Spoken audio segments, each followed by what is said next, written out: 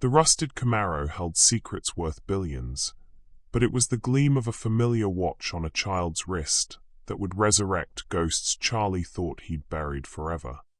Tell your daddy that Lieutenant Charlie Donovan is back from the dead, and he's got 15 years' worth of thank yous to deliver. Isaiah's face broke into the first real smile Charlie had seen from him. He's gonna think I'm making stories. Then tell him this. Charlie pulled out his wallet and removed a faded photograph. His unit, all 12 of them, standing in front of their barracks with their matching watches gleaming in the Afghan sun.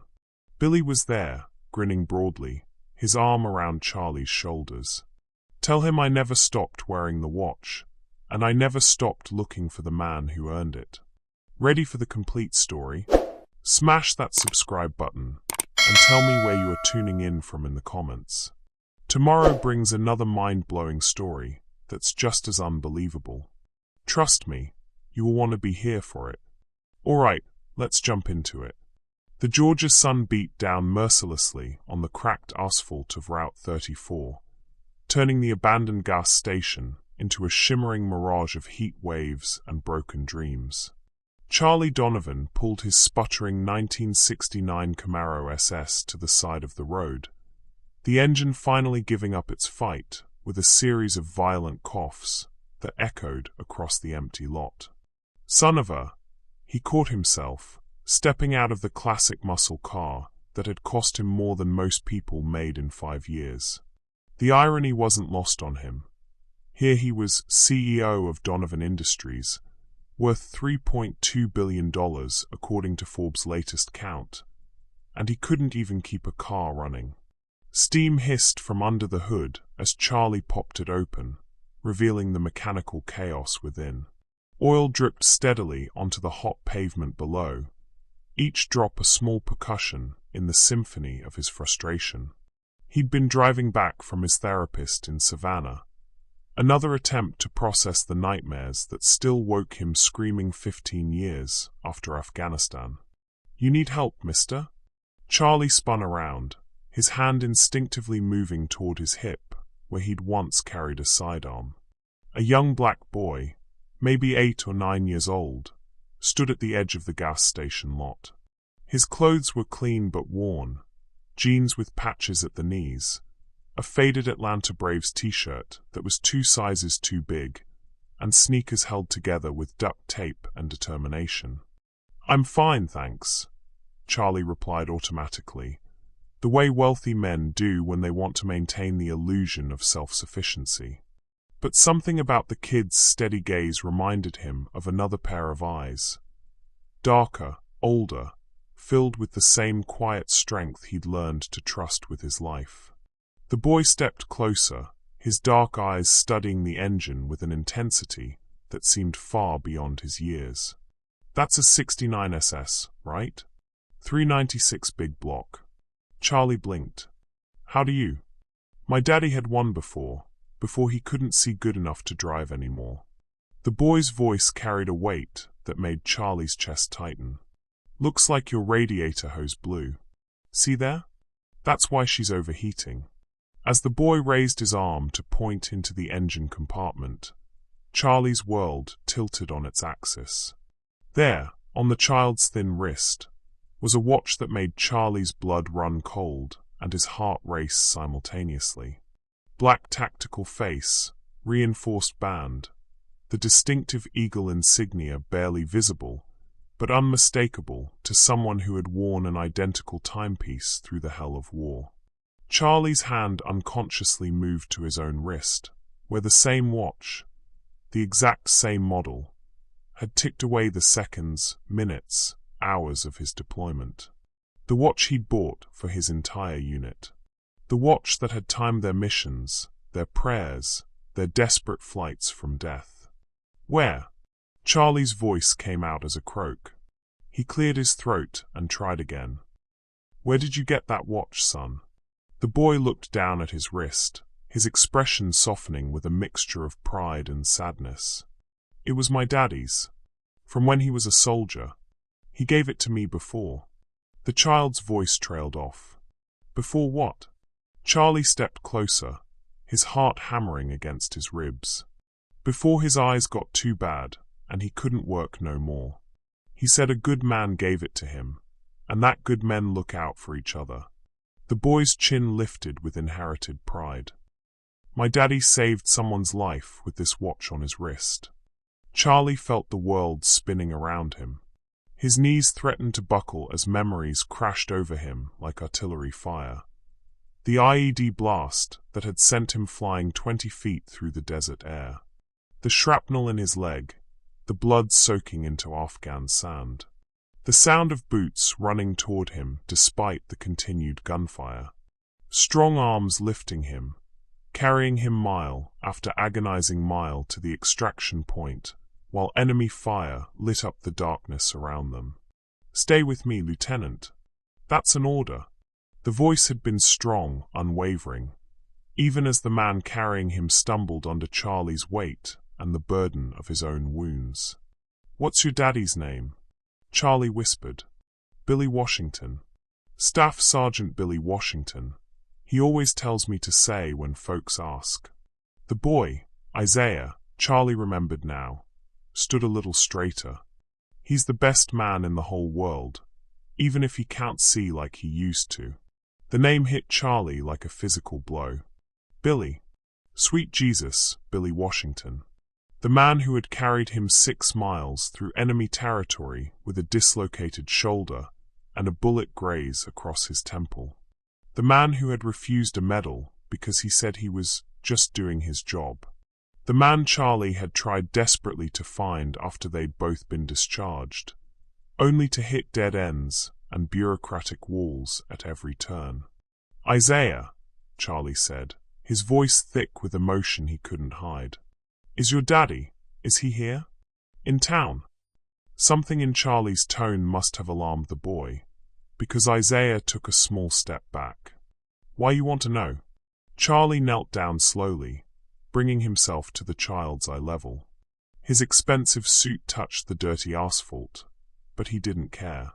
"Because 15 years ago, in a place very far from here, your daddy saved my life. And I've been trying to find him ever since." Isaiah's eyes widened, searching Charlie's face with the same intensity his father had once used to scan the horizon for threats. "You're the lieutenant," he whispered. "The one Daddy carried. He talks about you sometimes, when the nightmares come." "He still has nightmares?" Charlie's heart broke a little more. "Sometimes. But he never says your name. Just calls you my lieutenant, and says he wonders if you made it home okay." Isaiah paused, studying Charlie's expensive clothes and the matching watch on his wrist. "You did make it home okay, didn't you?" Charlie looked around at the abandoned gas station, at his broken-down car, at his own reflection in the chrome of the bumper. A billionaire who still woke up screaming, who'd built an empire but couldn't build a family, who'd inherited his racist father's business only to spend every day trying to atone for the old man's sins. "I made it home," Charlie said quietly, "but I'm not sure I ever made it okay." Isaiah considered this with the wisdom of a child who'd grown up watching a hero struggle with invisible wounds. Then, with the matter-of-fact practicality that had just helped diagnose Charlie's car trouble, he said, "Well, maybe you both can get okay together." The simple truth of it took Charlie's breath away. "You know about cars?" Charlie asked, trying to regain his composure as Isaiah moved to examine the engine again. "Daddy taught me before his eyes got real bad. Said a man should know how to fix things that are broken." Isaiah grabbed the duct tape he'd brought and began working on the split radiator hose with practiced efficiency. "He's real good with his hands, my daddy. Even now. But folks don't want to hire a mechanic who can't see perfect, even if he can feel what's wrong better than they can see it." Each word was another knife in Charlie's chest. While he'd been building his billion-dollar empire, the man who'd saved his life had been struggling to find work, struggling to support his family, struggling with the same demons that haunted Charlie's dreams. "Isaiah," Charlie said as the boy finished the temporary repair. "I need to ask you something, and I need you to be completely honest with me." The boy nodded solemnly. Does your family need help? With anything?" Isaiah's expression shifted, pride and shame warring in his young features. "We get by. Daddy says Washington men don't take charity." "It wouldn't be charity," Charlie said softly. "It would be a debt. One I should have paid a long time ago." As Isaiah poured water into the radiator, Charlie made a decision that would change both their lives forever. But first, he had to see Billy again. He had to look into the eyes of the man who'd saved him and figure out how to save him back. "Isaiah," Charlie said as he started the engine, "would you do me a favor? Maybe. Tell your daddy that Lieutenant Charlie Donovan is back from the dead, and he's got 15 years' worth of thank yous to deliver." Isaiah's face broke into the first real smile Charlie had seen from him. "He's gonna think I'm making stories." "Then tell him this." Charlie pulled out his wallet and removed a faded photograph. His unit, all 12 of them, standing in front of their barracks with their matching watches gleaming in the Afghan sun. Billy was there, grinning broadly, his arm around Charlie's shoulders. "Tell him I never stopped wearing the watch, and I never stopped looking for the man who earned it." Isaiah took the photograph with reverent hands, studying the faces of the soldiers. When he looked up, his eyes were bright with unshed tears. "He's gonna cry," Isaiah said matter-of-factly. "Daddy cries sometimes when he thinks I'm not looking." "So do I," Charlie admitted. "But maybe it's time we both had something good to cry about." Charlie sat in his idling Camaro for 10 full minutes after Isaiah disappeared down the dusty road, the boy's sneakers kicking up small clouds with each determined step. The photograph trembled in Charlie's hands, not from the engine's vibration, but from the earthquake of emotions threatening to tear him apart from the inside. Billy Washington. The name rolled through his mind like a prayer he'd forgotten how to say. Charlie pulled out his phone, fingers hovering over the screen. He could call his assistant, have a full background check run within the hour. Find out everything about Billy's life since discharge. His address, his financial situation, his medical records. It's what the old Charlie would have done. What his father had taught him to do: gather intelligence, assess weaknesses, maintain the upper hand. Instead, he put the phone away and followed the road Isaiah had taken. The house sat about a quarter-mile from the gas station, a small ranch-style home that had seen better decades. The paint was faded but not peeling. The yard was neat despite the brown patches where the Georgia heat had claimed the grass. A vegetable garden flourished on the side, tomatoes, okra, collard greens growing in perfectly straight rows. Someone here knew how to make things grow despite difficult circumstances. Charlie parked at the curb and walked slowly up the cracked concrete path. Each step felt like approaching a minefield. What if Billy didn't remember him? What if he remembered him too well? What if 15 years of guilt and nightmares had built up walls that couldn't be torn down by a simple apology and a faded photograph?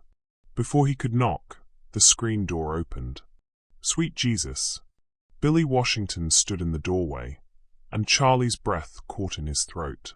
The years had carved lines around those familiar eyes, and those eyes. Charlie could see it now, the cloudiness that spoke of damaged sight.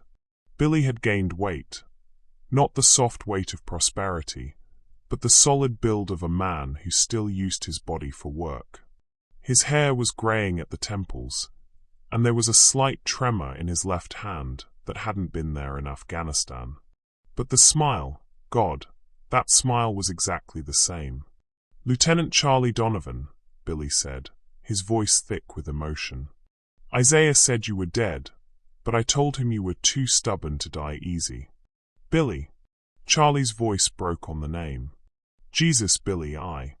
And then they were embracing, two middle-aged men, crying like children on a front porch in rural Georgia. Charlie felt Billy's arms around him. Still strong, still steady, and for the first time in 15 years, the knot in his chest began to loosen. "I looked for you," Charlie whispered against Billy's shoulder. "After discharge, I tried to find you, but—" "I know."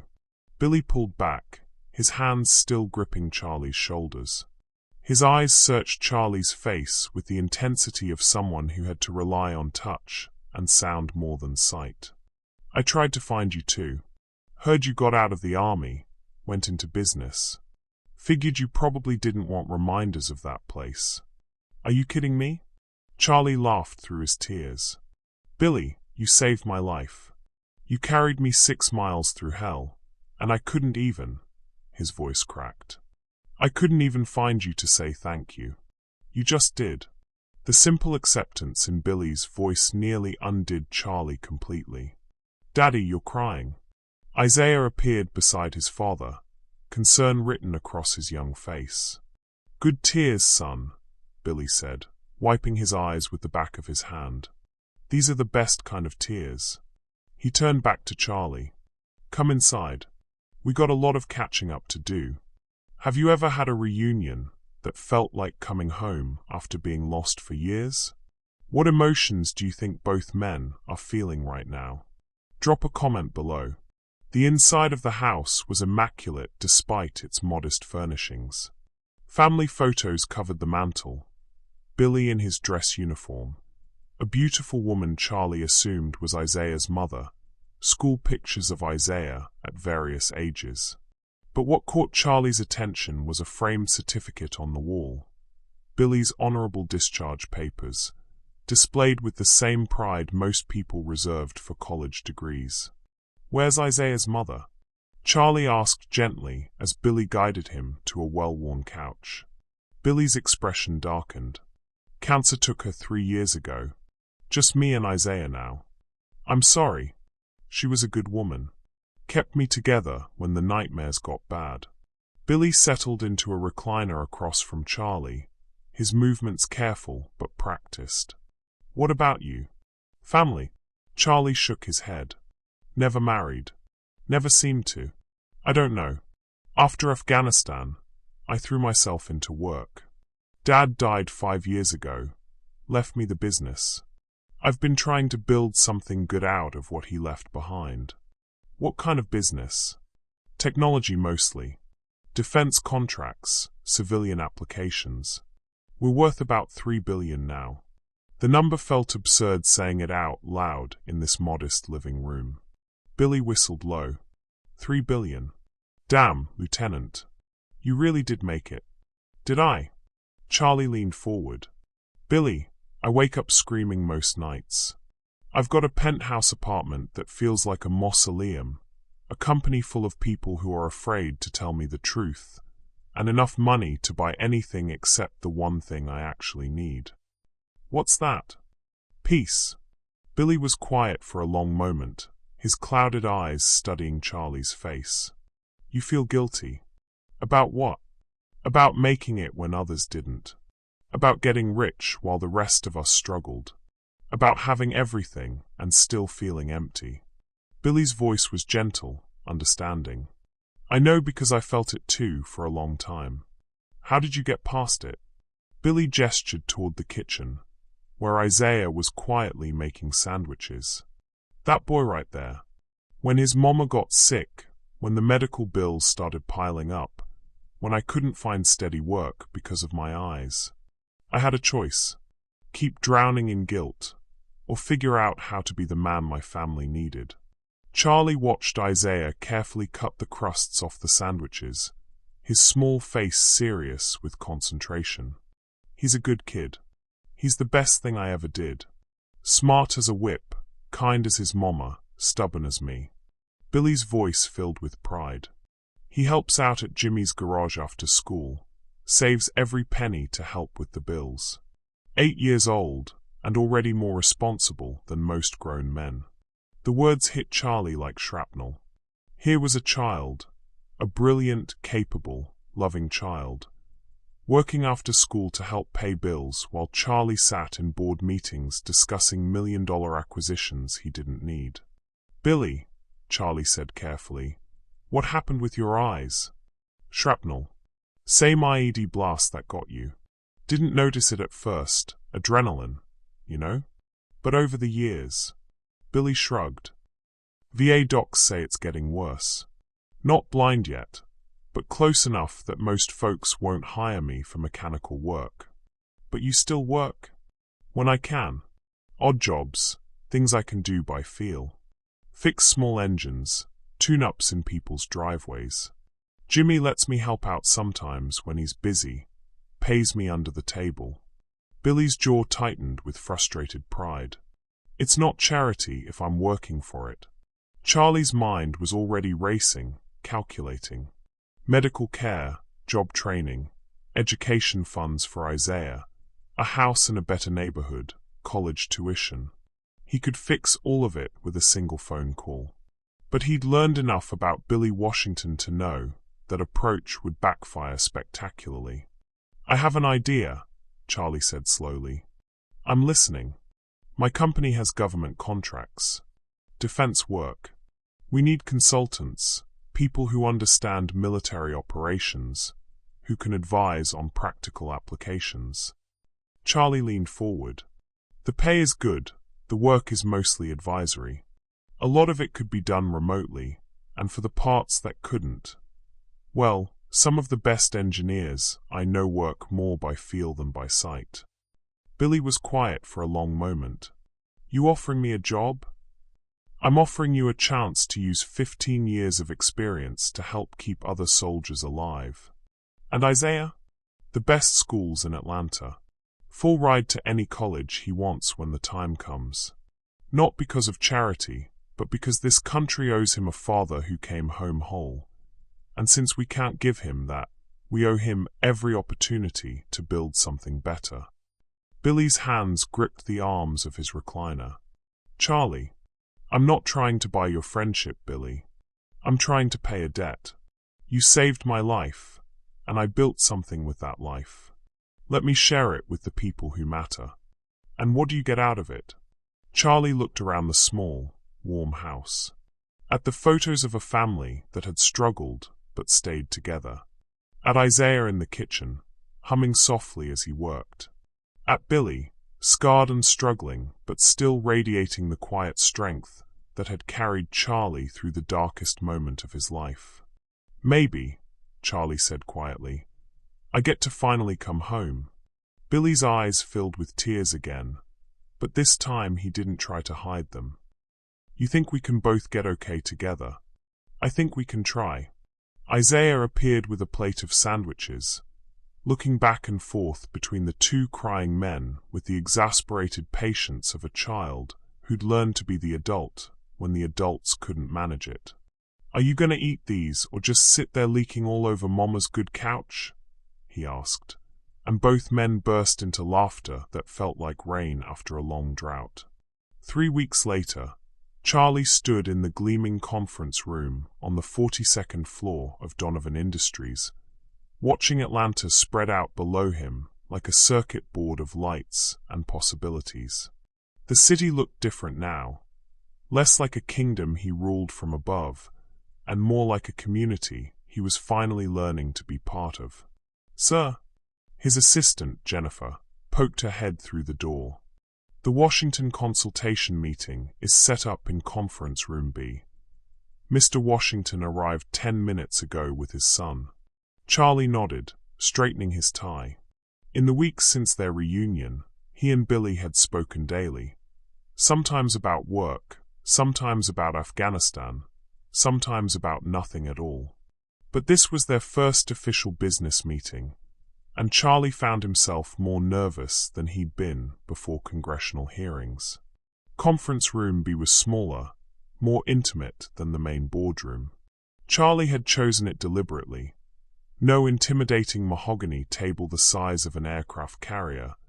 No oil paintings of dead, white men staring down in judgment. Just a round table, comfortable chairs, and floor-to-ceiling windows that let in actual sunlight. Billy sat with his back to the door, Isaiah beside him with a legal pad and pencil, taking notes like a tiny secretary.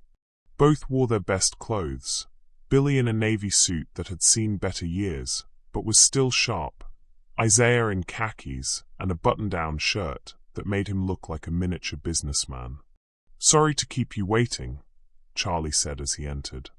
Billy turned toward his voice, and Charlie was struck again by how much the man's presence could fill a room even when his sight couldn't take it all in. "No problem. Isaiah was just asking me about the quarterly reports on your desk." Charlie blinked. "The what now?" Isaiah looked up from his legal pad, completely serious. "Your Q3 defense contracts show a 12% increase in efficiency ratings, but your client satisfaction scores dropped by 3%. I was wondering if that might be because you're prioritizing speed over relationship building." Charlie stared at the 8-year-old, who had just delivered a more insightful business analysis than half his board of directors. "Isaiah, how did you?" "He reads everything he can get his hands on," Billy said with paternal pride. "Newspapers, magazines, annual reports. Kid's got a head for numbers like his mama did." "I looked up your company before we came," Isaiah explained matter-of-factly. "Figured I should know what Daddy's gonna be working on." Charlie sat down, shaking his head in amazement. "Well, you're not wrong about the client satisfaction issue. We've been pushing hard to meet deadlines, maybe at the expense of communication." "Easy fix," Isaiah said, making a note. "More check-ins, better progress reports. People like to feel heard." "Out of the mouths of babes," Charlie murmured. The meeting itself went better than Charlie had dared hope. Billy's insights into military operations were invaluable. He could spot flaws in equipment designs that looked perfect on paper, but would fail in real-world conditions. His suggestions for improving soldier safety protocols were brilliant, born from hard-earned experience rather than theoretical knowledge. But it was the way Billy and Isaiah worked together that really impressed Charlie. When Billy struggled to read fine print on technical specifications, Isaiah smoothly stepped in to read aloud. When Isaiah got excited about a complex engineering problem, Billy gently guided him back to practical applications. They were a team in the truest sense. "This is excellent work," Charlie said as they wrapped up. "Billy, I'd like to offer you a formal position as senior military consultant. The salary would be $150,000 a year to start, full benefits, and—" "That's too much," Billy interrupted. Charlie had expected this. "It's market rate for your level of expertise." "It's more than market rate, and we both know it." "Daddy," Isaiah said quietly, "maybe you should think about it." Billy's expression softened as he turned toward his son's voice. "Isaiah, what have I always told you about taking more than you earn?" "That it makes you weak," Isaiah recited. "But Daddy, what if you're worth more than you think?" The simple question hung in the air like a challenge. Charlie watched Billy struggle with his pride, understanding the battle because he'd fought it himself. The difference between accepting help and accepting what you're worth. "Tell you what," Charlie said. "Let's do a trial period. 3 months, consulting rate of $500 a day for any work you do. If the quality matches what I've seen today, we'll talk about making it permanent." Billy considered this, then nodded slowly. "That sounds fair." "Excellent. Jennifer will handle the paperwork and—" "Mr. Donovan?" Isaiah raised his hand like he was in school. "Yes. Can I ask you something personal?" Charlie glanced at Billy, who shrugged. "Shoot. Why are you really doing this? I mean the real reason, not the business reason." The question was delivered with such innocent directness that Charlie felt his carefully constructed professional facade crumble. He looked at this remarkable child, then at Billy, then out the window at the city sprawling below. "Because 15 years ago, I was bleeding out in the desert, and your father carried me to safety. And ever since then, I've been trying to figure out how to carry someone else." Charlie paused. "I thought I was doing it by building a company, making money, creating jobs. But I was wrong. I was just building walls." "And now?" Isaiah asked. "Now I think maybe the way you carry someone is by letting them carry you too." Isaiah smiled, the first completely unguarded smile Charlie had seen from him. "I like that answer." Billy reached over and ruffled his son's hair. "Me too." They were still smiling when Jennifer burst through the conference room door, her face pale with panic. "Mr. Donovan, I'm so sorry to interrupt, but there's a problem. A big one." Charlie's stomach dropped. "What kind of problem?" "It's about the Washington consultation. Someone leaked it to the press, and—" She glanced nervously at Billy and Isaiah. "And they're not portraying it favorably." Jennifer handed Charlie her tablet. The headline on the Atlanta Business Journal website made his blood run cold. "Donovan Industries CEO caught in nepotism scandal. Billionaire hires unqualified friend for six-figure salary." The article was brutal in its implications, if not its facts. It described Billy as a disabled veteran with limited vision and no formal business education, who was being given a cushy consulting job worth $150,000 annually by his war buddy Charlie Donovan. The piece questioned whether shareholder money was being used for personal charity and suggested that Donovan Industries' board should investigate potential conflicts of interest. But it was the final paragraph that made Charlie's hands shake with rage.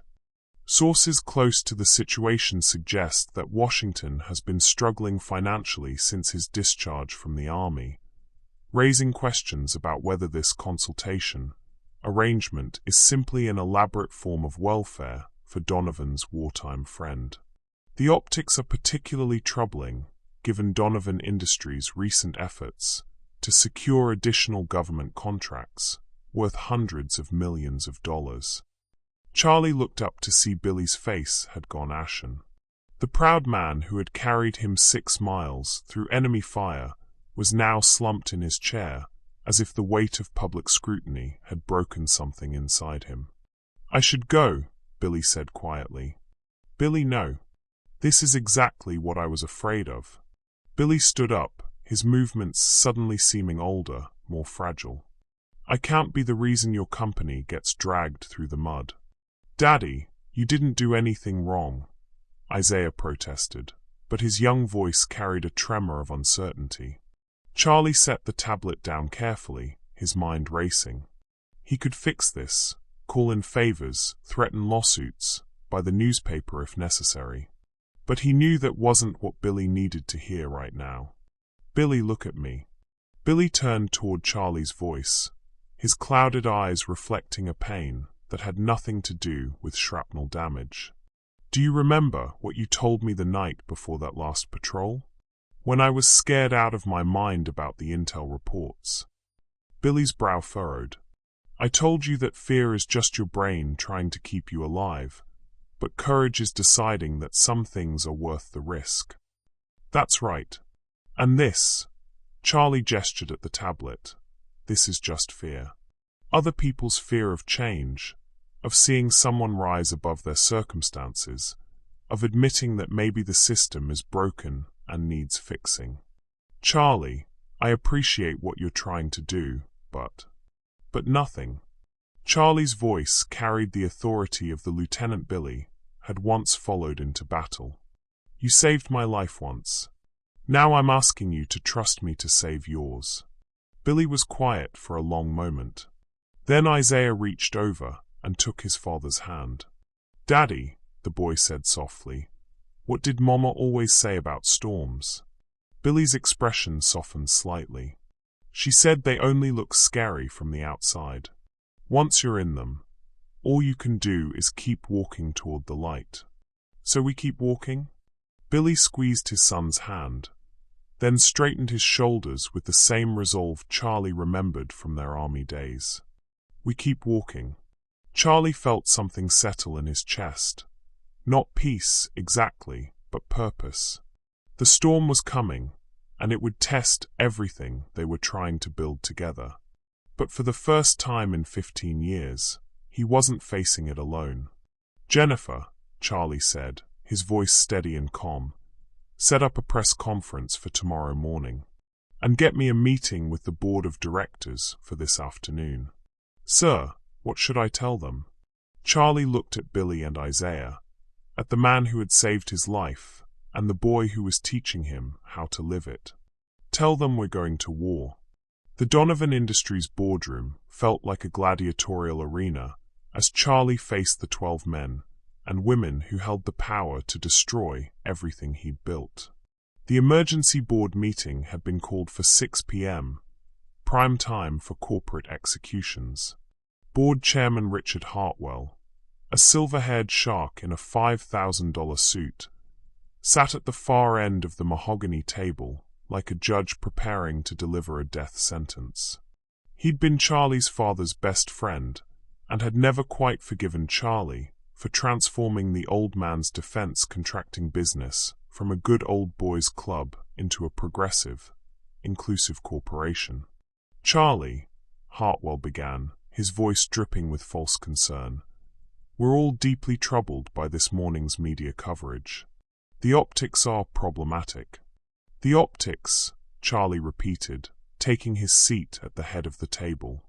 Richard, are you concerned about the optics of hiring the most qualified military consultant available? Or are you concerned about the optics of that consultant being a black veteran? The temperature in the room dropped 10 degrees. Several board members shifted uncomfortably in their chairs. That's completely uncalled for, snapped Margaret Thornfield, the company's chief financial officer. This is about fiscal responsibility, not race. Is it? Charlie opened his laptop and projected financial data onto the room's smart screen. Because our defense contracts have increased in value by 340% since I took over from my father. Our client satisfaction ratings are at an all-time high. Our employee retention rate is industry-leading. By every measurable standard, this company is more successful than it's ever been. No one's questioning your business acumen, Charlie, said Tom Morrison, head of operations. But this Washington situation. Staff Sergeant William Washington, Charlie corrected sharply. Purple Heart recipient. Bronze Star recipient. The man who saved my life in combat, and who spent the last 3 weeks providing consultation that resulted in a $50 million contract extension with the Pentagon. He clicked to the next slide, showing Billy's detailed analysis of drone surveillance improvements and soldier safety protocols. These recommendations alone will save lives and save the government millions in equipment costs. But apparently, the real issue isn't his qualifications. It's that someone leaked confidential hiring information to the press. The room went dead silent. Charlie let his eyes move around the table, watching for tells. Hartwell's jaw was clenched. Thornfield was studiously avoiding eye contact. Morrison looked genuinely surprised, which meant he wasn't the leak. I want to know who violated their fiduciary duty to this company by sharing internal personnel decisions with the media, Charlie continued. And I want to know why. Charlie, you're being paranoid, Hartwell said, but his voice lacked conviction. Am I? Charlie clicked to another slide. A timeline showing the leak occurring within 2 hours of the board being informed of Billy's hiring. Interesting coincidence. Jennifer entered the room, carrying a stack of folders. Sir, the legal department's preliminary investigation report. Charlie took the folder without opening it. The beautiful thing about digital communications, ladies and gentlemen, is that they leave trails. Corporate emails, text messages, phone records, all part of the company's electronic assets, which means all subject to internal audit. Hartwell's face had gone pale. You can't seriously be suggesting. I'm not suggesting anything, Richard. I'm stating facts. Charlie opened the folder and pulled out a printed email. This is a message sent from your corporate account to Jonathan Mills at the Atlanta Business Journal at 3:47 p.m. yesterday. Would you like me to read it aloud? The silence in the room was deafening. I'll take that as a no. Charlie set the email aside. But I will read this. Your termination letter, effective immediately, for breach of fiduciary duty and violation of corporate confidentiality agreements. You can't fire me.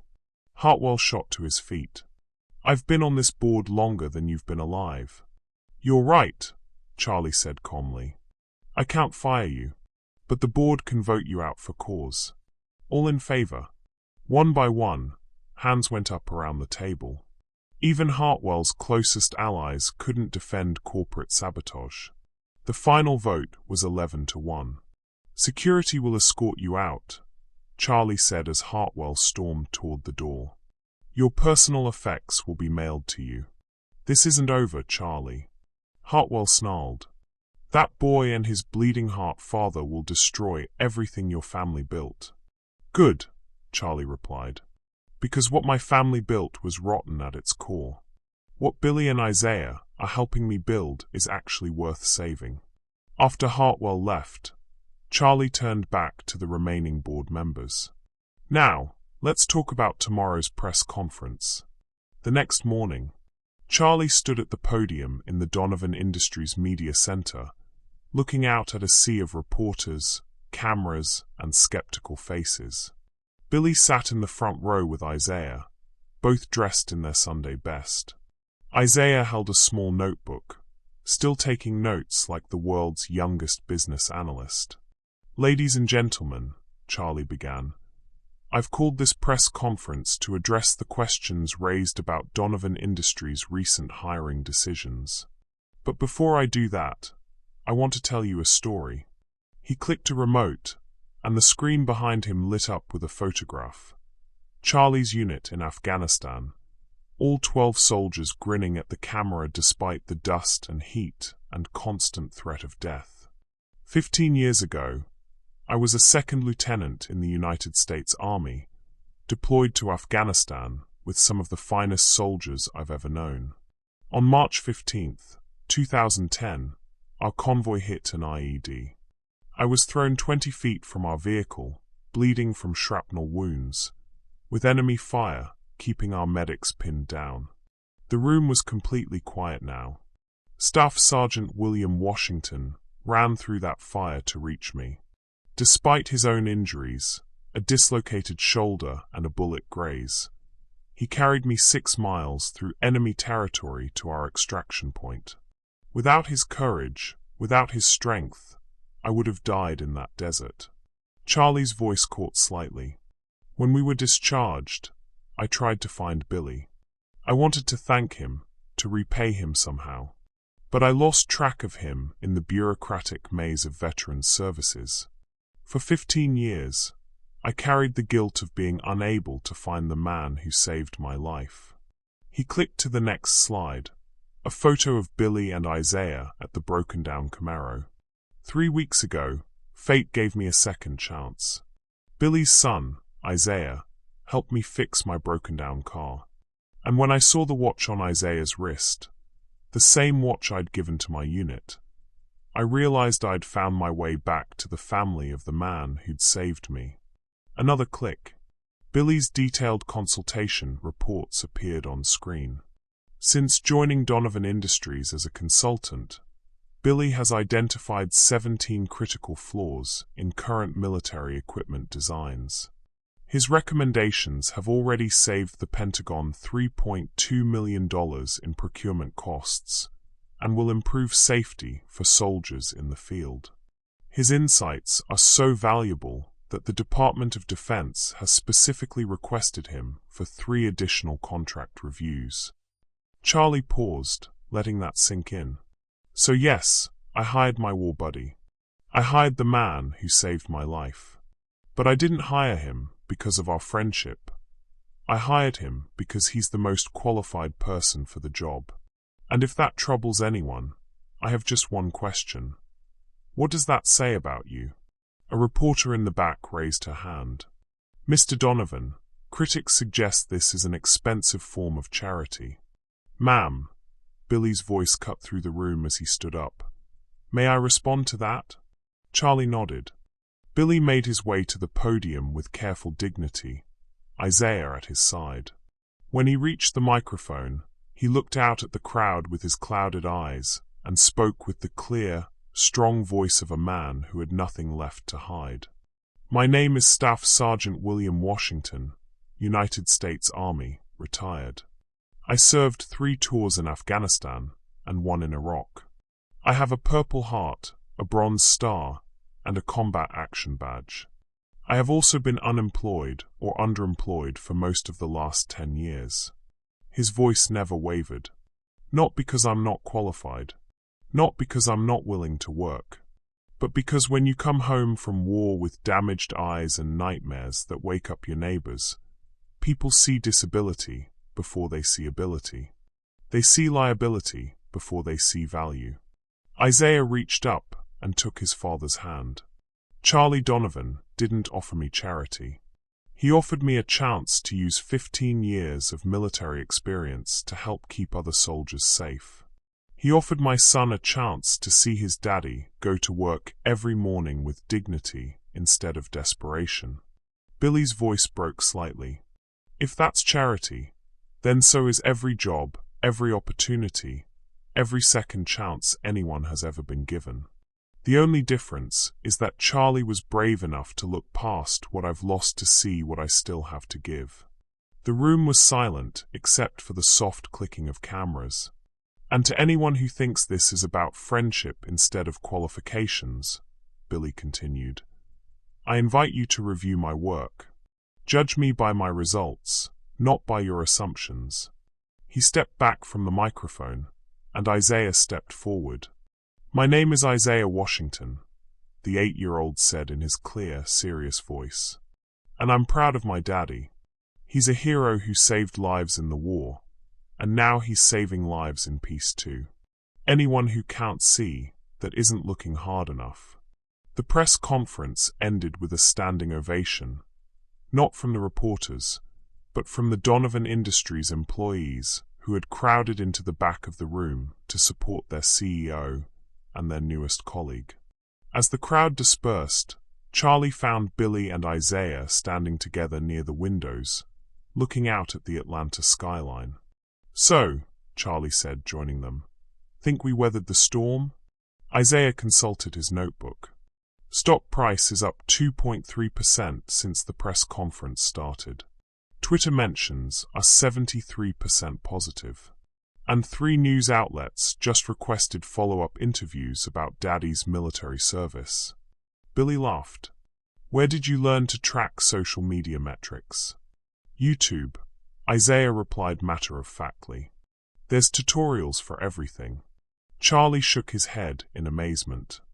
"Isaiah, when you're ready for college, remind me to write you a recommendation letter. Can I ask you something first?" Isaiah looked up at Charlie with those serious dark eyes. "Anything. Are you happy now? I mean really happy?" Charlie looked at Billy, scarred but standing tall, finally able to use his skills and experience to provide for his family. He looked at Isaiah, brilliant and curious and proud of his father. He thought about the employees who had stood up for them, the board that had backed his decision, the company that was finally living up to its potential. For the first time in 15 years, the knot in Charlie's chest was completely gone. "Yeah, Isaiah," he said. "I think I finally am."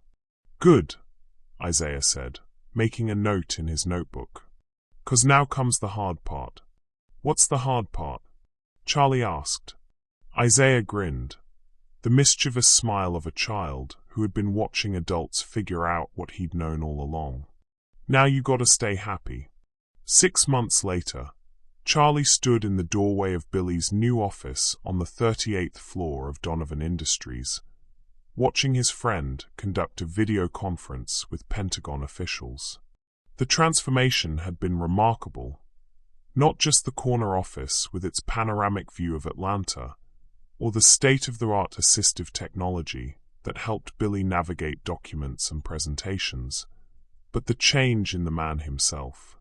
Billy's voice carried the authority of someone who knew his worth. His shoulders were straight, his movements confident. The tremor in his left hand had all but disappeared once the stress of financial insecurity lifted.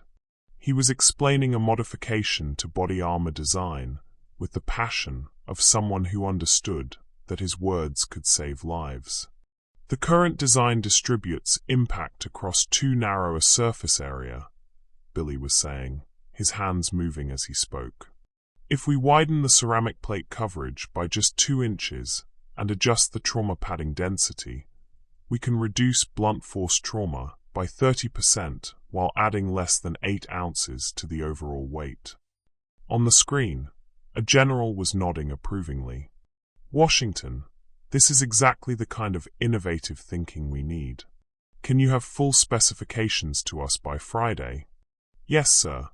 I'll have my team run the stress tests and get you a complete report. My team. Charlie smiled. Billy now supervised 3 junior engineers and had a direct line to the Pentagon's procurement office.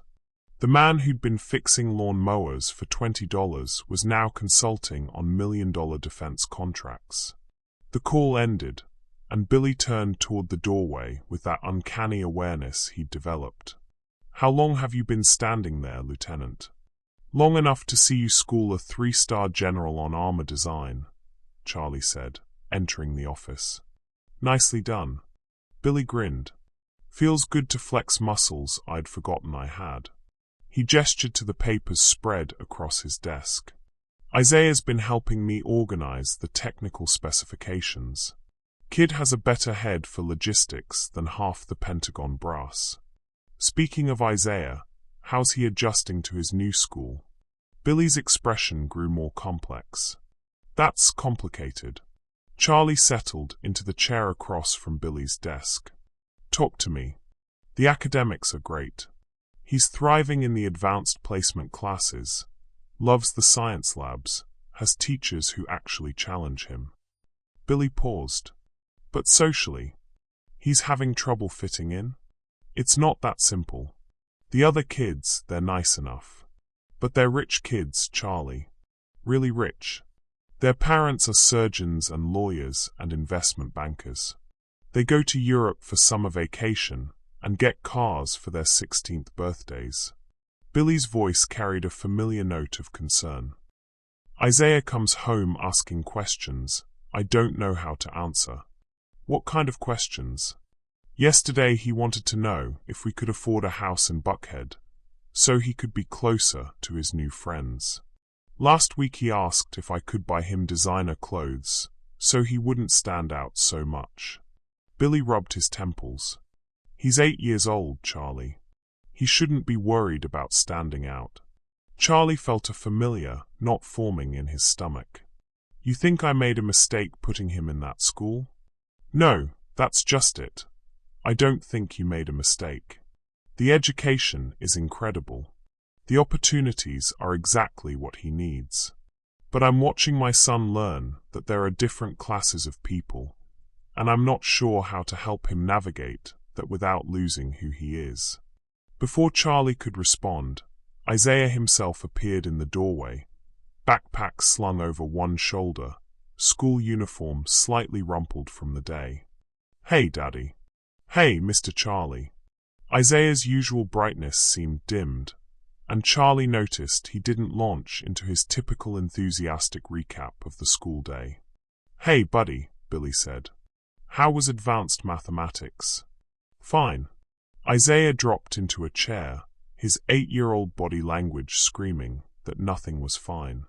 Charlie and Billy exchanged glances. Isaiah, Charlie said gently, everything okay? Isaiah was quiet for a long moment, then looked up with eyes that seemed far too old for his face. Can I ask you guys something? Always, Billy said. Are we poor? The question hit the room like a physical blow. Billy's face went pale, and Charlie felt his heart clench. Why would you ask that, son? Billy's voice was carefully controlled. Because today at lunch, Madison Pemberton was talking about her dad's yacht, and Connor Walsh was showing pictures from his family's ski trip to Switzerland, and when they asked what we did for vacation, I said we went to Lake Lanier for a day and had a picnic. Isaiah's voice got smaller, and Madison said that wasn't a real vacation, that was what poor people do. Charlie's hands clenched into fists. Isaiah. And then Connor said his dad looked up our address, and we live in a transitional neighborhood, which I guess means poor. Isaiah looked between his father and Charlie. So I need to know, are we poor? Because everyone acts like we are, but then I see Daddy's office and your big company, and I get confused. Billy was struggling for words, his pride warring with his love for his son. Charlie could see the old shame, trying to creep back into his friend's posture. Isaiah, Charlie said carefully, can I tell you a story? The boy nodded. When I was your age, I went to a school a lot like yours. My dad was already rich, really rich. I had everything those kids you go to school with have. Designer clothes, expensive vacations, a house so big I could go days without seeing my parents. Isaiah listened intently. And you know what? I was the loneliest, most miserable kid you ever saw. Because all that stuff, the money, the clothes, the big house, it doesn't actually make you happy. It just makes you comfortable. And there's a big difference between comfort and happiness. What's the difference? Isaiah asked. Charlie looked at Billy, then back at the remarkable child who had somehow become the center of both their worlds. Comfort is having everything you need.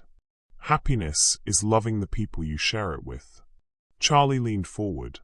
Your dad and I, we've both been rich and we've both been poor, and I can tell you that the happiest moments of my life have been in the last 6 months, sitting in your living room eating sandwiches and listening to you and your dad talk about everything and nothing. But what do I tell Madison and Connor when they say we're poor? You tell them the truth, Billy said, his voice growing stronger. That we have exactly what we need and we're grateful for it. That wealth isn't just about money. It's about love and family and having work that matters.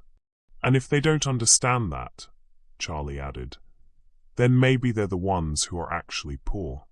Isaiah considered this with the seriousness he brought to everything. So we're not poor, but we're not rich either. We're something better, Billy said. We're blessed. I like that better, Isaiah said, and some of the light came back into his eyes. But Charlie could see that the conversation had planted seeds of doubt that wouldn't be easily uprooted. The boy was beginning to understand that the world was more complicated than he'd realized, that kindness and merit weren't always enough to overcome prejudice and class differences. Isaiah, Charlie said, I have an idea. What if this weekend, instead of going to Lake Lanier, we took a real vacation? Just the 3 of us. Where? Isaiah's eyes lit up. Well, I happen to know that your dad has never been to Disney World, and neither have I, and I think it's about time we fix that. Billy started to protest. Charlie, you don't need to. Actually, I do need to, Charlie interrupted. Because in all my years of being rich, I never learned how to have fun. And I have a feeling you two could teach me. Isaiah was practically bouncing in his chair. Really? We could really go to Disney World. Really, Charlie confirmed. But only if your dad promises to ride Space Mountain with us. I can't even see Space Mountain, Billy pointed out. That's what makes it more exciting, Isaiah declared, and suddenly the room was full of laughter again. But as they made plans for their trip, Charlie noticed something troubling. Isaiah kept asking questions about money. How much the hotel would cost, whether they could afford to eat at the fancy restaurants, if Charlie was sure this wouldn't cause problems for his business.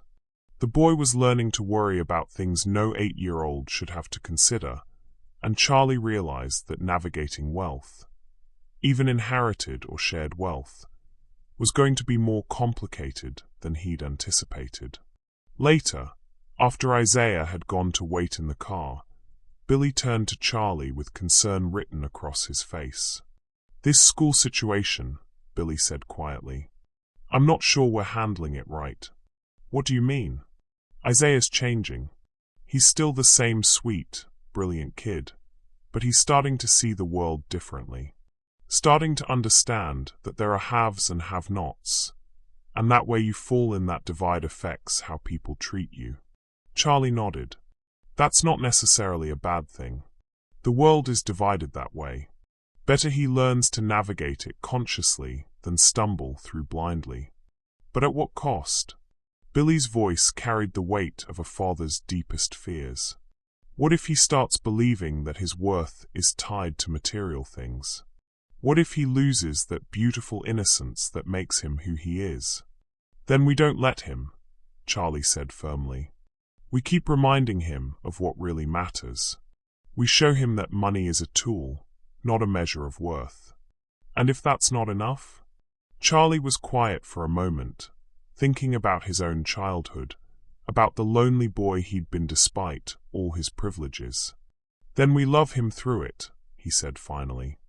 "We love him, and we trust him, and we remember that the best thing we can teach him isn't how to be rich or poor. It's how to be good." Billy smiled, but Charlie could see the worry still lingering in his eyes. The storm they'd weathered in the media was nothing compared to the challenge of raising a child at the intersection of two very different worlds. As they headed down to the parking garage, Charlie found himself wondering if saving Billy's life was going to be easier than helping Isaiah navigate the complex legacy of that salvation. The elevator doors opened to reveal Isaiah pressed against the window, looking out at the Atlanta skyline with the intense focus he brought to everything. "You know what I figured out?" Isaiah said as they joined him. "What's that, buddy?" Billy asked. "Madison and Connor, they think money makes you better than other people. But you and Mr. Charlie, you think money makes you responsible for other people." Charlie felt something shift in his chest. Not the familiar nod of anxiety, but something warmer, prouder. "Which do you think is right?" Charlie asked. Isaiah considered this with his characteristic seriousness. "I think money is like a big hammer.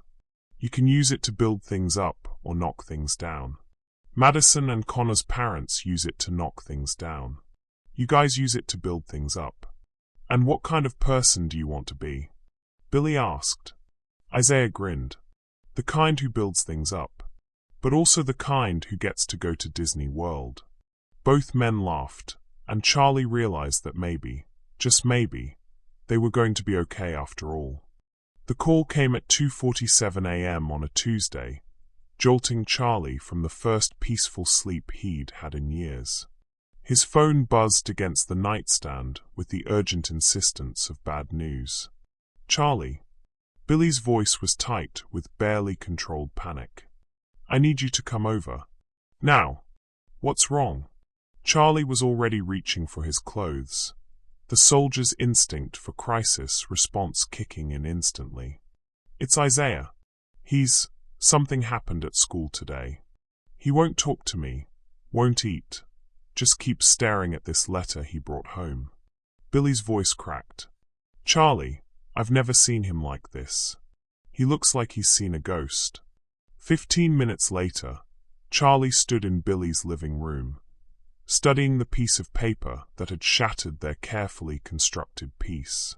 It was a school assignment, a genealogy project requiring students to research their family history and present their findings to the class. But that wasn't what made Charlie's blood run cold. Isaiah sat curled in the corner of the couch, still in his school uniform, clutching a manila folder against his chest like armor. His eyes were red-rimmed from crying, and he looked up at Charlie with an expression of profound betrayal. "Is it true?" Isaiah's voice was barely above a whisper. "Is what true, buddy?" Charlie knelt beside the couch, his heart hammering against his ribs. Isaiah opened the folder with trembling hands and pulled out a computer printout. A military record, an incident report, a piece of Charlie's past that should have stayed buried forever. Classified incident report, Operation Sandviper. Date, March 15th, 2010. Location, Kandahar Province, Afghanistan. Casualties, 3 Kia, for WIA. Investigating Officer, Colonel James Mitchell. Charlie's vision blurred as he saw his own name in the report, saw Billy's name, saw the names of men who hadn't made it home. But worse than that, much worse, was the section that made his stomach drop through the floor. Civilian casualties, 2 Kia, father and son, ages 34 and 8. Cause, misdirected airstrike, based on faulty intelligence provided by 2nd Lieutenant Charles Donovan. "Isaiah," Charlie breathed. "Where did you get this?" Connor Walsh's dad got it for him. Connor was bragging about how his dad has security clearance and can find out anything about anybody. Isaiah's voice was hollow, empty of its usual warmth. He said he wanted to see what kind of war hero my daddy really was. Billy appeared in the doorway, his face a mask of barely controlled fury. "Tell me this isn't what I think it is, Charlie." Charlie's hands shook as he held the report. 15 years of nightmares, 15 years of therapy, 15 years of trying to atone for the worst mistake of his life, and it all came flooding back in an instant. "I never told you about the airstrike," Charlie whispered. "What airstrike?" But Billy's voice suggested he already knew, had perhaps always known that there were pieces of that night Charlie had never shared. Charlie sat heavily in the chair across from Isaiah and Billy, the weight of 15 years of secrets, finally demanding to be spoken. March 15th, 2010. I was the intelligence officer for our patrol. We'd received reports of Taliban fighters using a compound about 2 clicks from our position. Charlie's voice was mechanical, clinical, the way he'd recited it to countless therapists and investigators. I called in the coordinates for an airstrike.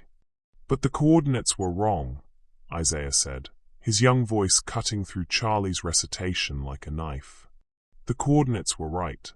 The intelligence was wrong." Charlie looked at Billy, then at Isaiah. There weren't Taliban fighters in that compound. There was a family, a father and his 8-year-old son. The silence in the room was deafening. "The boy was exactly your age, Isaiah. His name was Ahmad. His father was a schoolteacher who was trying to keep his family safe by staying neutral." Charlie's voice broke. "And I killed them both because I trusted bad intelligence and didn't ask enough questions." Billy was very still, his clouded eyes focused somewhere beyond Charlie's face. "That's why you were so torn up after the blast. Why you kept saying you deserved to die out there." "I did deserve to die out there. You saved the wrong man, Billy. You should have let me bleed out in that sand. Don't you dare." Billy's voice carried a fury that made Charlie flinch. "Don't you dare tell me who I should or shouldn't have saved. But you don't understand." "I understand perfectly." Billy stood up, his movements sharp with anger. "I understand that you made a mistake. A terrible, tragic mistake that cost innocent lives. And I understand that you've been carrying that guilt for 15 years. Those people are dead because of me. And you're alive because of me." Billy's voice cracked like a whip. "And because you're alive, how many other lives have been saved by the work you've done? How many soldiers are coming home safe because of the equipment improvements you've funded? How many families still have their fathers and sons because Charlie Donovan survived to build something good out of something terrible?" Charlie stared at his friend, stunned by the fierce defense. "You think I don't know who you are?" You think I don't know what kind of man I carried out of that desert? Billy's voice softened slightly. Charlie, I've seen you build a company that employs thousands of people. I've watched you create programs for veteran rehabilitation and education funding. I've seen you treat my son like family and give us opportunities we never could have dreamed of. But it doesn't bring them back, Charlie whispered. It doesn't bring Ahmad back. No, it doesn't. And it never will. Billy sat back down, reaching across the space between them to grip Charlie's shoulder. But it means their deaths weren't completely meaningless if they led to you becoming the man you are now. Isaiah had been silent through this entire exchange, clutching his folder and watching the two adults in his life grapple with truths too big for easy answers. Is that why you help us? Isaiah asked quietly. Because you feel guilty about those people? The question was delivered with devastating simplicity, and Charlie realized that everything, their friendship, their business partnership, Isaiah's education, their trip to Disney World, could be reduced to guilt and manipulation in the mind of a confused 8-year-old. No, Charlie said firmly. Isaiah, I help you because I love you. Both of you. The guilt brought me to you, maybe. But love is what makes me stay. How do I know the difference? Charlie looked at this remarkable child who had taught him so much about courage and wondered how to explain the complexity of human motivation to someone who saw the world in such clear terms. Because guilt makes you feel like you owe somebody something. Love makes you feel like you want to give them everything. Charlie paused. Guilt is about the past. Love is about the future. Isaiah considered this with his characteristic seriousness. And what do you want to give us? Everything I am. Everything I have. Everything I can become. Charlie's voice was steady now, certain. Not because I have to, but because I want to. Even now. Even after I know about Ahmad. Charlie met the boy's eyes directly. Especially now. Because now you know the worst thing about me. And you're still here. That's what family does. They stay even when staying is hard. Isaiah was quiet for a long moment, then carefully put the military report back in his folder. Connor Walsh said you were a war criminal who bought his way out of trouble. Charlie's jaw clenched. Connor Walsh's father is going to have some explaining to do about how he obtained classified military documents. Are you? Isaiah asked. A war criminal? I was investigated, cleared of criminal wrongdoing, but cited for negligent intelligence gathering. Charlie's voice was flat, factual. The military determined it was a tragic mistake, not a war crime. But that doesn't make Ahmad and his father any less dead. And you've been trying to make up for it ever since. I've been trying to become worthy of the life Billy saved. Trying to build something good enough to balance the scales. Isaiah nodded slowly, processing this information with the same methodical approach he brought to everything else. Then he surprised both adults by asking, "What was Ahmad like?" Charlie blinked. "What? Ahmad? The boy who died. What was he like?" Charlie realized he'd never talked about the victims as people, only as casualties. I read about him in the investigation report. He was 8 years old, like you. He loved mathematics and wanted to be an engineer. His father was teaching him English because he dreamed of going to America someday to study. Isaiah was quiet for a moment. So he was like me. Very much like you. Then maybe the best way to honor him is to become the person he wanted to be. The simple wisdom of it took Charlie's breath away. This child, this remarkable, impossible child, had just offered him a path toward forgiveness that 15 years of therapy hadn't provided. Maybe it is, Charlie whispered. But first, Isaiah said, standing up with renewed determination, we need to deal with Connor Walsh. Both men looked at him in surprise. What do you mean? Billy asked. Isaiah's expression hardened with a resolve that reminded Charlie powerfully of his father. I mean, Connor Walsh and his dad just declared war on our family.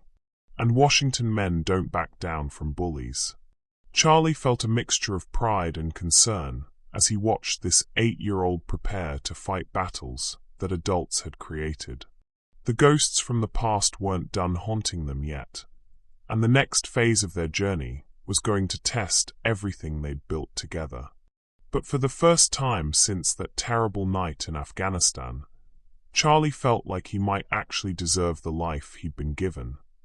Not because his guilt had been absolved, but because he finally understood how to carry it forward in service of love rather than penance.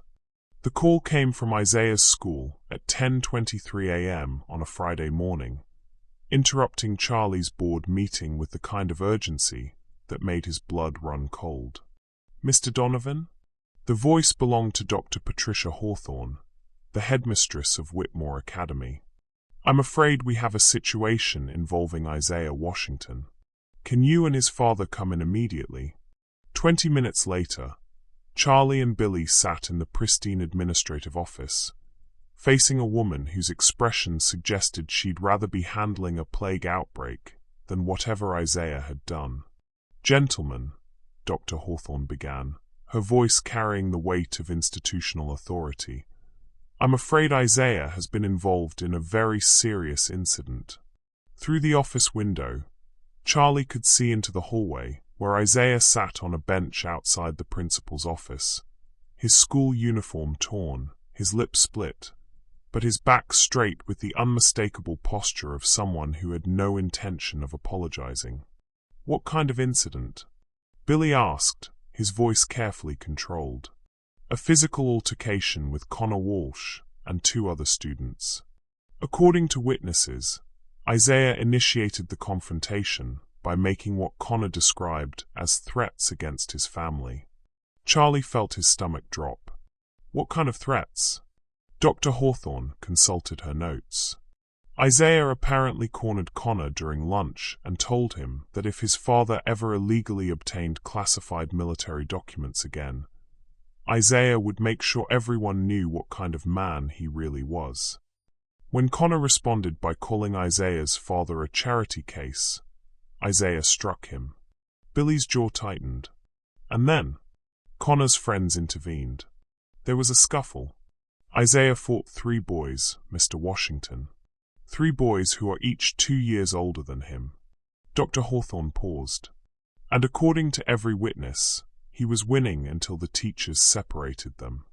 Despite the seriousness of the situation, Charlie felt a surge of pride. The kid had Billy's courage and his own stubborn refusal to back down. "Dr. Hawthorne," Charlie said carefully, "what exactly did Connor Walsh do to provoke this response?" "Mr. Donovan, I hardly think.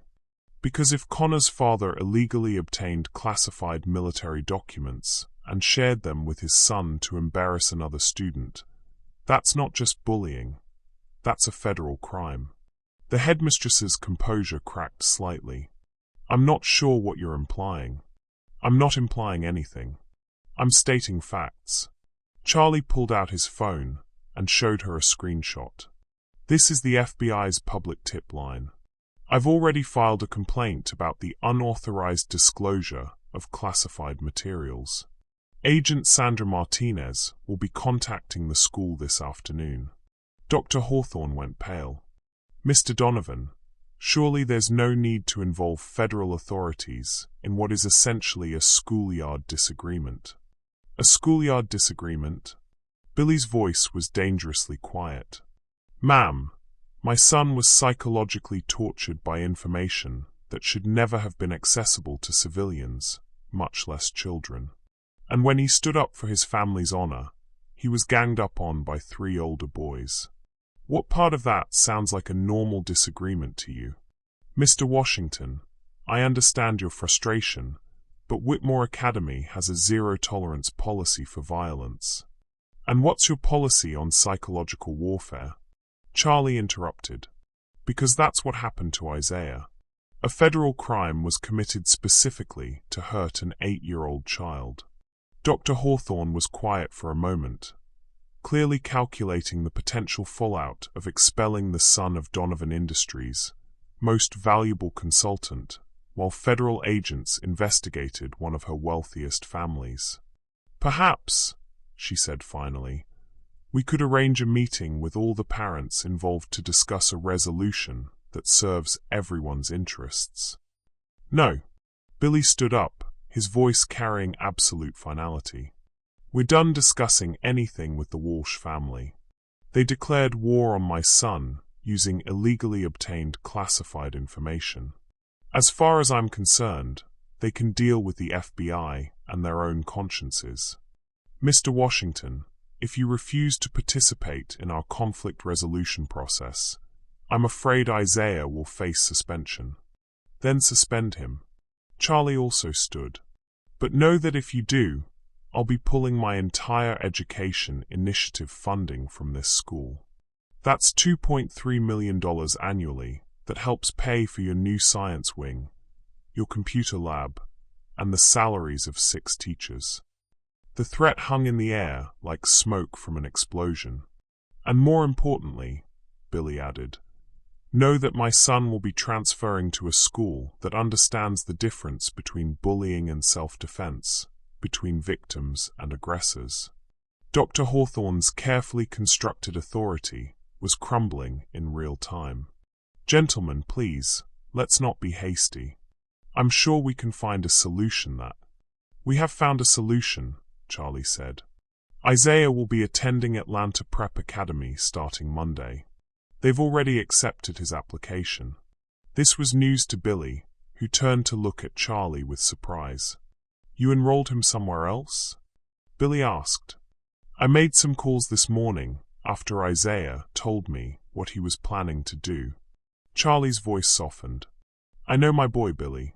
I knew he was going to fight for his family's honor, and I knew this place would punish him for it." Billy's expression shifted from surprise to something deeper. Gratitude mixed with recognition that Charlie truly understood his son. "Mr. Donovan," Dr. Hawthorne said desperately, "Atlanta Prep is a public school. Surely Isaiah would be better served by our advanced placement programs. Atlanta Prep has the best STEM program in the state, and a student body that includes kids from every economic background," Charlie replied. "Isaiah will learn mathematics and science from world-class teachers, and he'll learn about real diversity from classmates who understand that character matters more than bank accounts."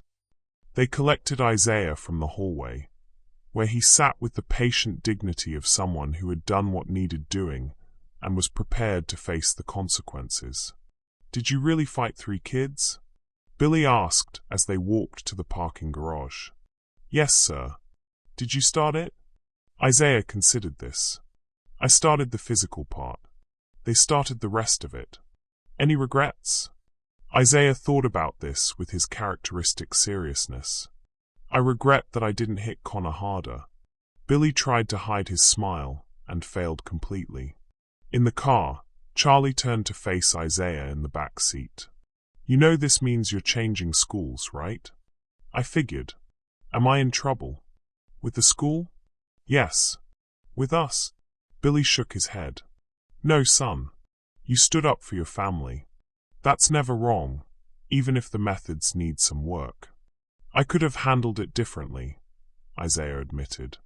"Maybe told you guys first, let you deal with the legal stuff."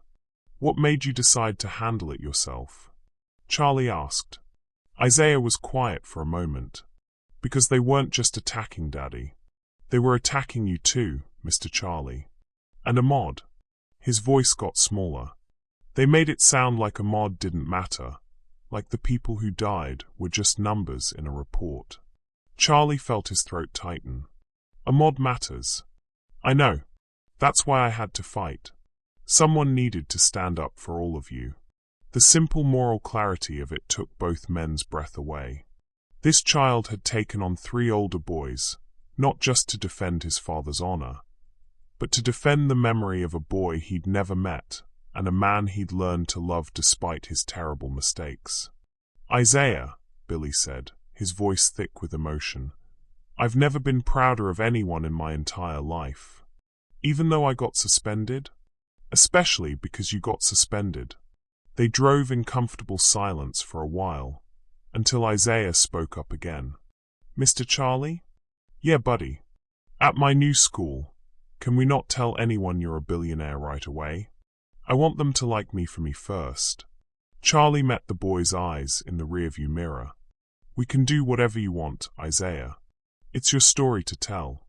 Good. And can we maybe visit Ahmed's grave sometime? If we can find it. The request hit Charlie like a physical blow.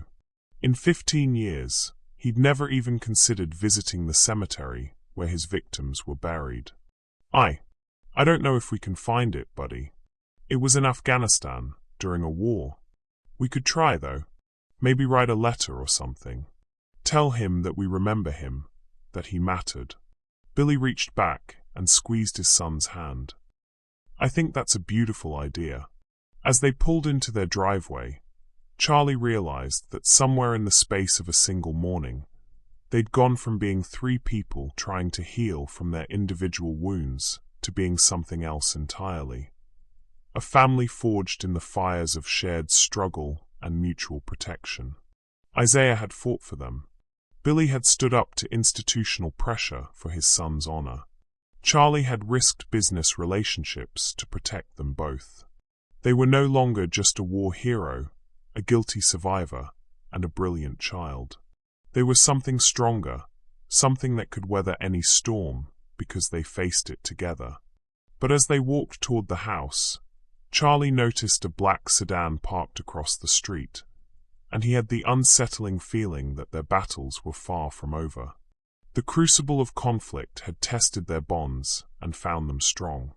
But greater challenges were coming, and the final act of their story would determine whether love and loyalty could triumph over the powerful forces arrayed against them. The explosion happened at 3:47 a.m. on a Tuesday morning, turning Billy's modest ranch house into a fireball that lit up the Georgia sky like a twisted sunrise. Charlie was jolted awake in his downtown penthouse by his phone buzzing with an emergency alert from the security system he'd quietly installed around Billy's neighborhood after the sedan incident. By the time Charlie reached the scene, the fire department was already there, their hoses cutting through flames that reached toward the stars like grasping fingers. The heat was so intense he couldn't get within 50 yards of what had been Billy and Isaiah's home. Where are they? Charlie grabbed the nearest firefighter, his voice raw with panic. There were two people inside, a man and a boy. The firefighter's expression was grim. We're still searching, sir. The explosion was significant.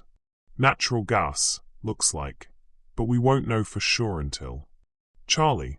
The voice cut through the chaos like a lifeline. Charlie spun around to see Billy stumbling toward him through the smoke. Isaiah clutched in his arms, both of them covered in soot, but miraculously alive. Jesus Christ, Charlie breathed, running to them. What happened? How did you get out? Billy was shaking, his clouded eyes wide with shock. Isaiah woke me up. Said he smelled gas, heard something that didn't sound right. He tightened his grip on his son. We got out maybe 90 seconds before the whole place went up. Charlie knelt beside Isaiah, checking for injuries. The boy was conscious but pale, his eyes reflecting the orange glow of his burning home with an expression far too old for his 8 years. You saved your dad's life, Charlie told him softly. Someone tried to kill us, Isaiah replied with devastating simplicity. The words hit Charlie like ice water. What do you mean? Billy's jaw was tight with fury. The gas line was cut. Clean cut, like with bolt cutters. And there was a timer attached to some kind of ignition device in the basement. Isaiah heard it ticking. You're saying this was deliberate? I'm saying someone tried to murder my family. Before Charlie could respond, FBI agent Sandra Martinez materialized out of the crowd of emergency responders. She'd been investigating the Walsh family's illegal acquisition of classified documents but her expression suggested this case had just become much more serious. "Mr. Washington, Mr. Donovan," she said, her voice crisp with authority. "We need to talk." They moved to a command trailer that had been set up across the street, away from the chaos and the flames. Isaiah sat on Charlie's lap, still clutching the small backpack he'd managed to grab during their escape. Billy remained standing, his soldier's posture radiating barely controlled rage. "The preliminary investigation suggests this was indeed arson," Agent Martinez began. "The gas line was severed with professional precision, and we found evidence of an accelerant. This wasn't random vandalism. It was Connor Walsh's father," Isaiah said with quiet certainty. Agent Martinez looked surprised. "Son, that's a very serious accusation. What makes you think?" "Because yesterday, Mr. Walsh called our house. He was drunk, I think, because his words were all slurry." Isaiah's voice was steady despite the trauma. "He told Daddy that he'd better keep his nigger mouth shut about the classified documents, or he'd regret it." Charlie felt his blood turn to molten fury. Billy's hands clenched into fists.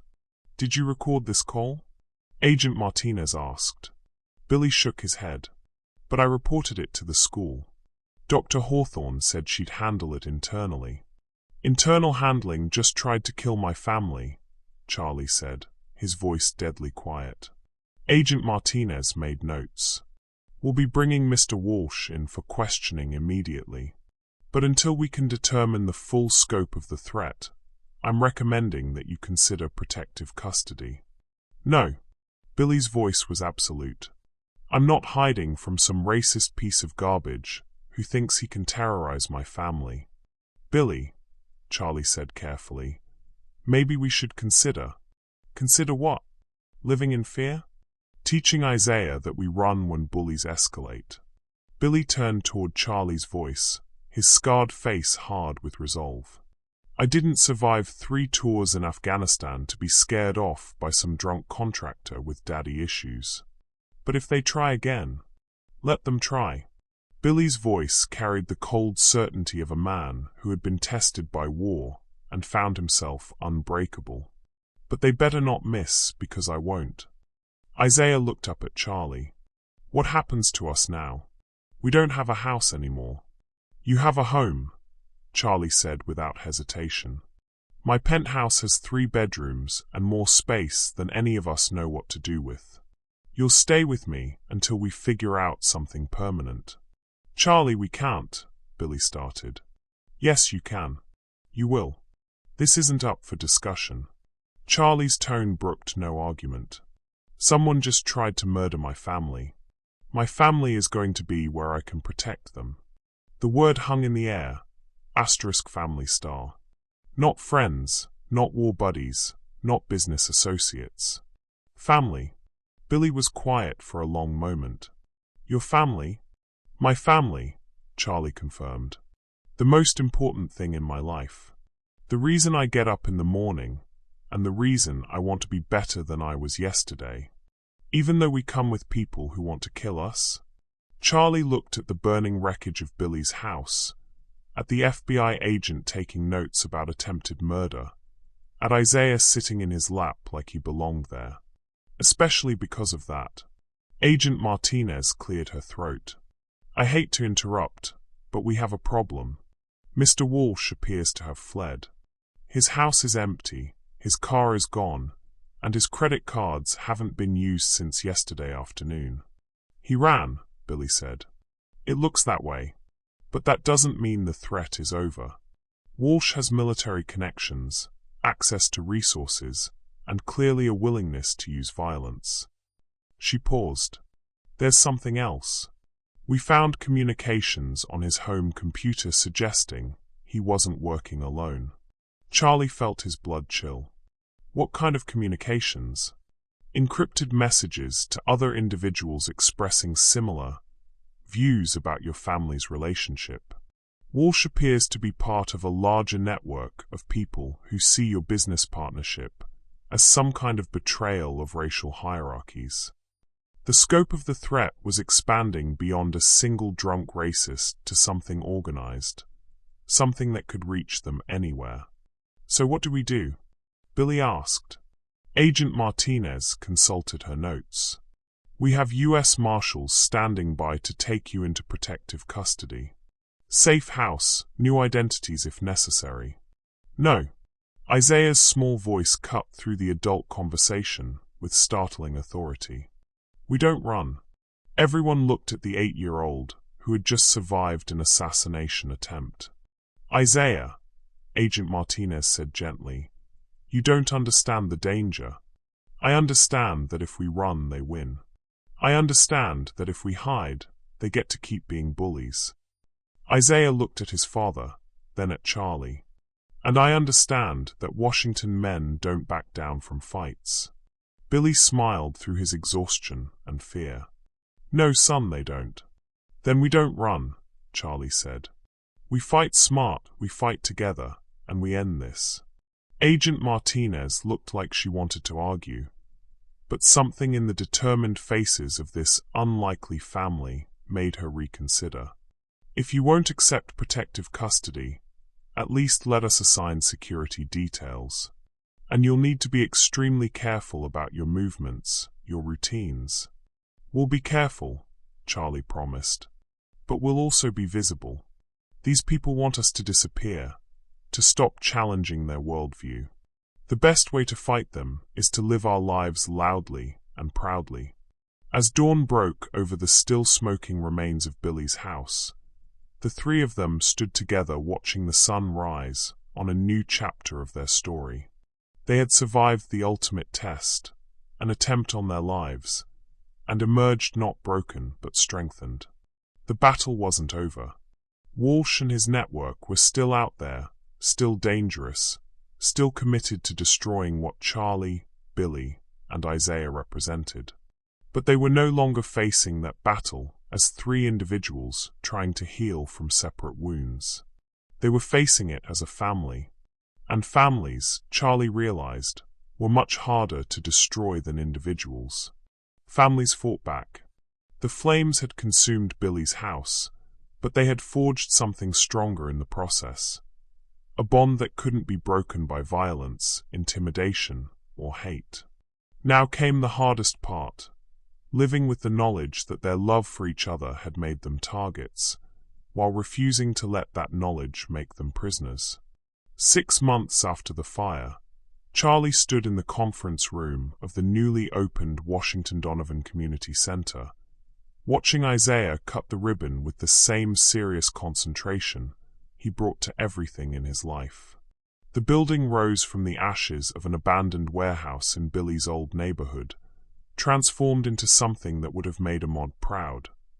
A place where children could learn, dream, and believe in better tomorrows. The FBI had never found Jonathan Walsh. He'd disappeared into whatever network of hatred had spawned him, leaving behind only encrypted communications and the charred remains of a family's home. But his attempt to destroy them had backfired spectacularly, galvanizing support they never could have imagined. The story had gone national. The billionaire, the war hero, and the brilliant child who refused to be intimidated. Donations poured in from across the country.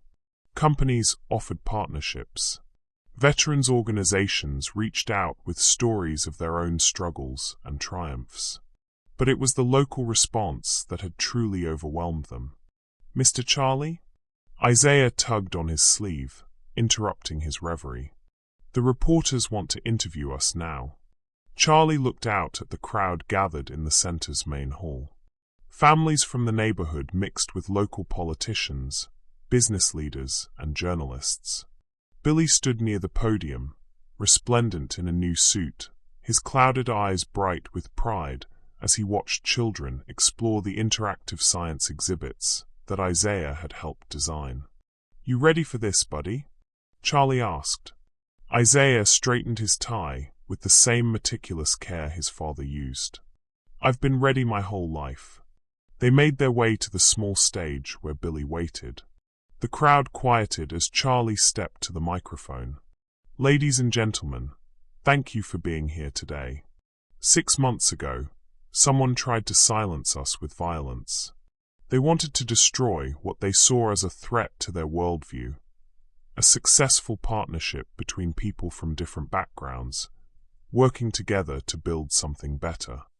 His voice carried across the room with quiet authority. They failed, not just because we survived, but because they fundamentally misunderstood what they were attacking.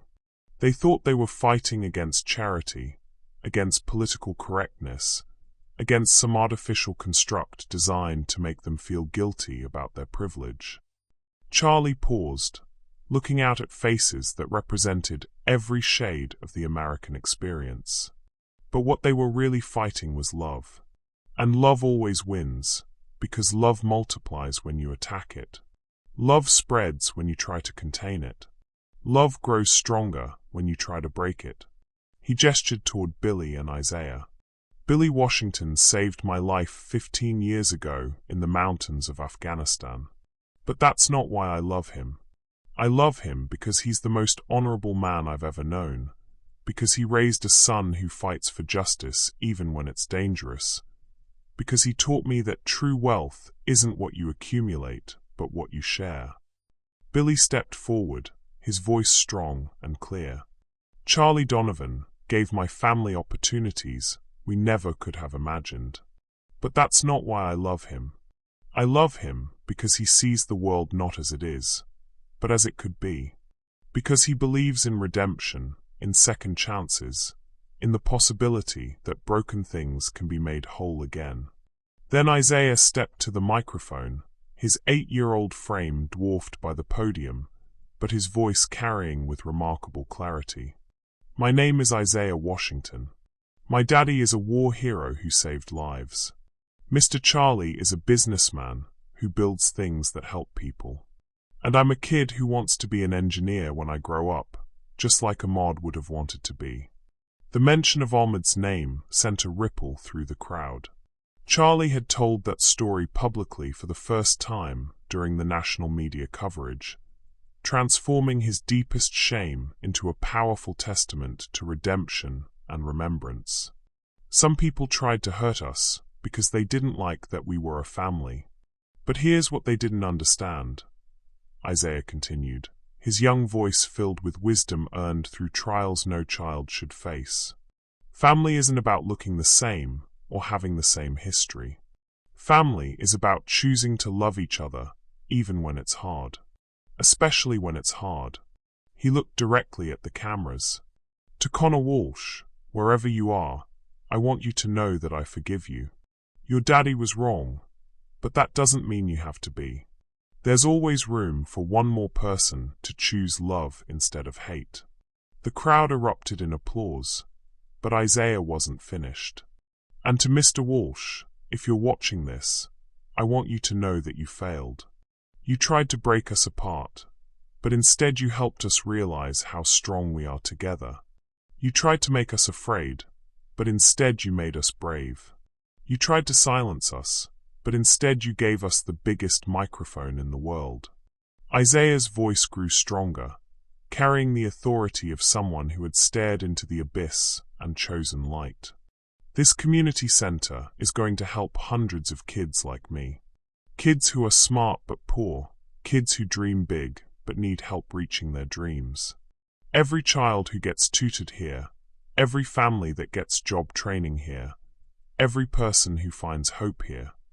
That's your legacy, Mr. Walsh. Because your hate created more love than you ever could have imagined. The standing ovation lasted for 5 full minutes. Later, as the crowd began to disperse and families explored the new facilities, Charlie found himself in the quiet of the center's library with Billy and Isaiah. Through the windows, he could see children playing in the courtyard, their laughter mixing with the sounds of the city beyond. You know what I realized today? Billy said, settling into one of the comfortable reading chairs. What's that? Charlie asked. We won. Not just survived, not just endured, we actually won. Isaiah looked up from the engineering book he was already absorbed in. How do you figure, Daddy? Because look around, son. 6 months ago, we were 3 people trying to heal from our own wounds. Now we're the center of something bigger, a community, a movement, a proof that love is stronger than hate. Charlie nodded. And Walsh is still out there somewhere, running from shadows, consumed by an anger that's eating him alive while we're surrounded by friends and family and purpose. That's not winning, Isaiah said with characteristic seriousness. That's just not losing. Both men looked at him curiously. Winning, Isaiah continued, is when Mr. Walsh's grandson comes to this center someday looking for help with his math homework, and nobody remembers or cares what his granddaddy did. Winning is when hate becomes so irrelevant that people like him just fade away into history, while love keeps building new things.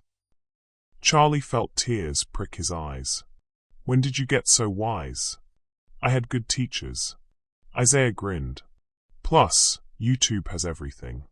The 3 of them laughed, and in that laughter Charlie heard something he'd been searching for his entire life. The sound of home. Not a place, not a building, but the music that happens when people choose to love each other unconditionally. His phone buzzed with a text message from his assistant. Pentagon wants to schedule a meeting about expanding the Washington protocols to all branches of military. How's your calendar next month? The Washington protocols, Billy's safety innovations that had become standard across multiple military contractors, saving lives from Afghanistan to training bases in Georgia. His friend's expertise, born from the same experiences that had damaged his sight, was now protecting soldiers around the world. Good news? Billy asked. The best news. Your safety protocols are going global. Billy smiled. Ahmad would have liked that. He would have loved it, Charlie corrected. And he would have been proud to know that his memory helped inspire it. Isaiah looked up from his book. Do you think he knows? Somehow. Charlie considered the question seriously. I think if there's any justice in the universe, Ahmad knows that his life mattered, that he's remembered, and that the love we share was built partly on the foundation of honoring him. Then we keep building, Isaiah said simply. We keep loving, we keep growing, we keep making the world better. And someday, when other people try to tear down what we built, there will be enough love to fight them off too. As the sun set over Atlanta, painting the sky in shades of gold and rose, Charlie looked at his family.